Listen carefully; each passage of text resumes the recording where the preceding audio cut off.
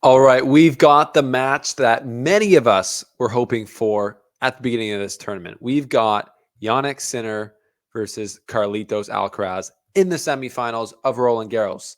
For the first time, they're playing at this tournament, and it's going to be an amazing match. And I'm going to tell you in this video why I believe Carlos Alcaraz will be victorious in this particular matchup. I'll give my reasons why. I'll give a preview of the matchups that have gone before and everything in between. Thanks for being here. This is The Slice. Let's get into it.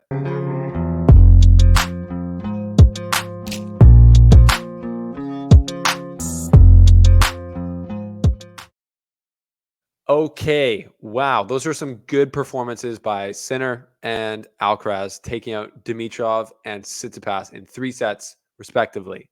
They're just too good. These two young guys are the guys on the tour. And this is one of those matches that we're just going to see over and over and over, probably in the future as the number 1 and number 2 seeds straddling either side of the draw.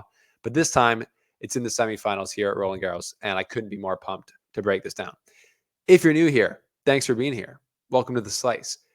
Smash the subscribe button. You'll help us reach our goal of 20,000 subscribers by the end of the year. And scientific evidence has been starting to come out that if you subscribe to The Slice, you become a better tennis player yourself. It's kind of weird. You might as well just try it. Appreciate the support. Okay. Jannik Sinner, Carlos Alcaraz again.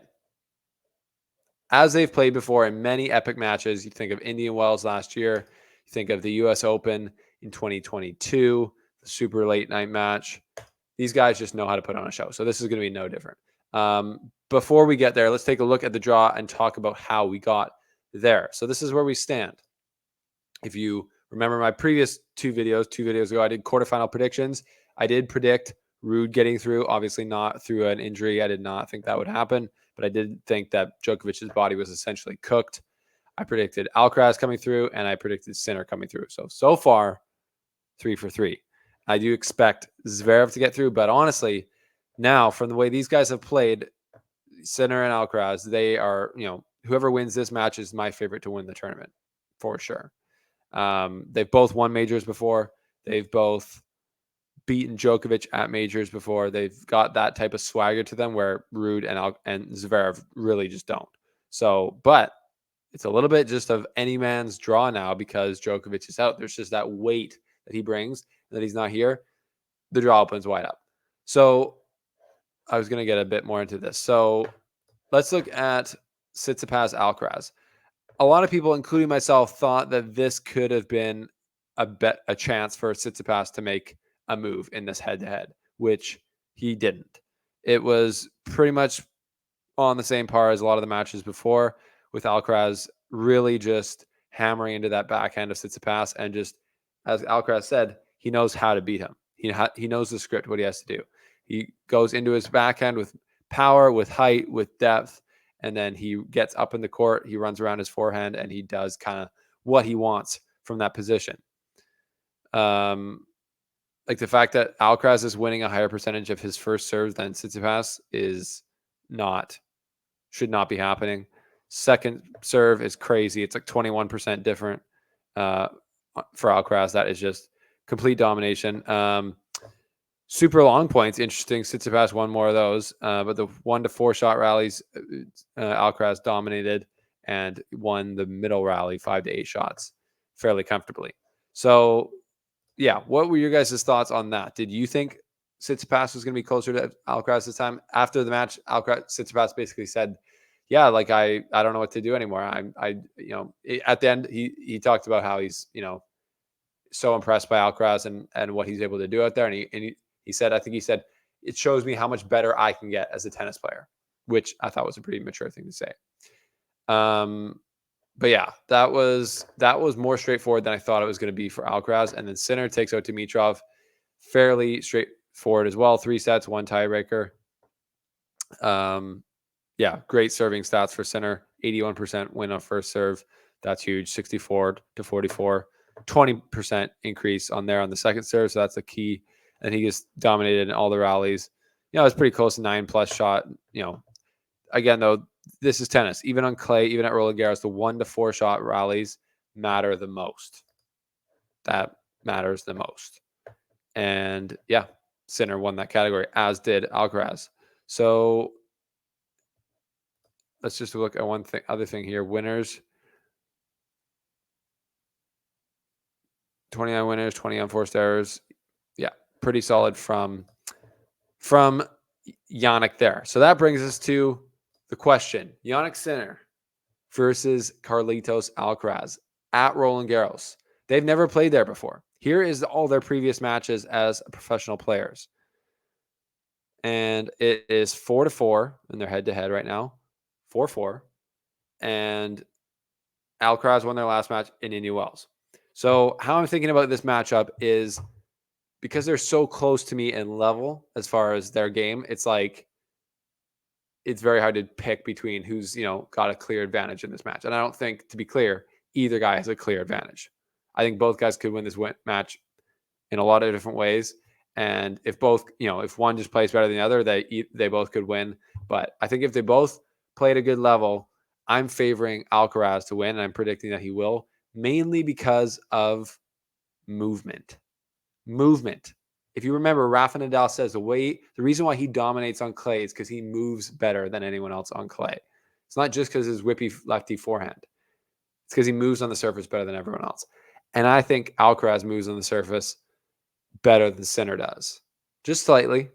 He's a more athletic player. He moves better in general, I would say. But I think it's going to play a bigger part in this match over 5 sets for them, as they have to create different opportunities than just ball bashing from the baseline. As Alcaraz will look to run around his forehand, move up in the court, be more comfortable doing all those things. I think he has a slight advantage in that category. Does that make sense? Also, slower surfaces. Now, clay is not always slower, but in general, it is slower than the hard courts. But if you look back at all these previous matchups, Alcaraz has won almost every slower court matchup they've had. 2024 Indian Wells, the most recent match. That's a slow court. Alcaraz won. Beijing, fast court. Sinner won. ATP Miami, faster court. Indian Wells, the week before that, slower court. Carlos won. US Open, historically a bit slower of a court. Umag, that's clay. Sinner did win that one. That was a bit of a weird one. I remember watching that. And then fast court, Wimbledon, Sinner wins, etc. The more recent matches, I think, are the more important, but you get my point. Sinner's going to have an advantage on a court where he can hit clean winners because he's got a bigger ball than Alcaraz at this point in his career, but that's not the case here. This, the Parisian clay, why has Rafa dominated? It's because he has height on players. He plays chaya, like Tony Nadal told me. And Carlos can do that a little bit better than Sinner. He has a little bit more heaviness to his ball with the spin. And yeah, I do think the movement is going to be a big thing. The other factor that I think is going to help Alcaraz, or more like hurt Sinner, is potentially the pressure. Sinner's now the world number 1. And every time we've seen guys get to that, whether it's Medvedev or Alcaraz, they seem to not really play their best. So there is a new pressure of I'm the number 1 player in the world. He's not officially yet, but in the live rankings he is. I'm the favorite. I have to win this. I have to prove why I'm the number 1. And that's not a great thing to put on yourself. I'm not saying that he will, but it's hard not to. It just seems to be that way. So I think Alcaraz not being the number 1 player in the world and Sinner being recently there, this is his first match and being that, it might affect him, might put more pressure on him. He might be a little bit more cagey in the match than Alcaraz. That's my thoughts. Other than that, tic-tac-toes, schmick, schmack, schmoes. I don't really know. Patterns of play, what are we going to looking for? I'd be pulling things out of my butt to really say.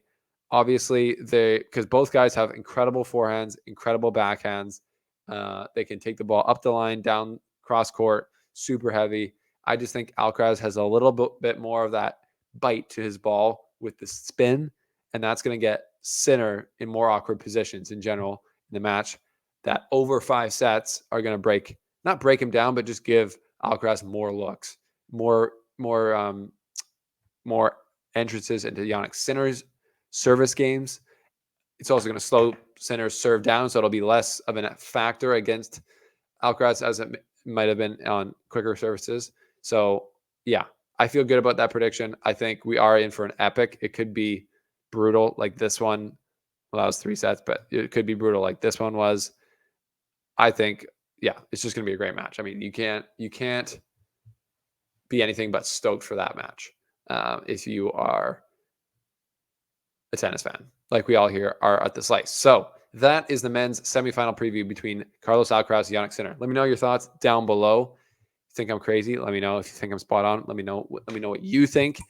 And I will be grabbing my popcorn and waiting for Friday. They got 2 days off here at the French Open before they go and do the battle that we all want. It's going down. It's going to be sick. Anyways, that's a wrap. That's the Slice. Let me know what you think down below. Thanks for subscribing, and we'll see you next time here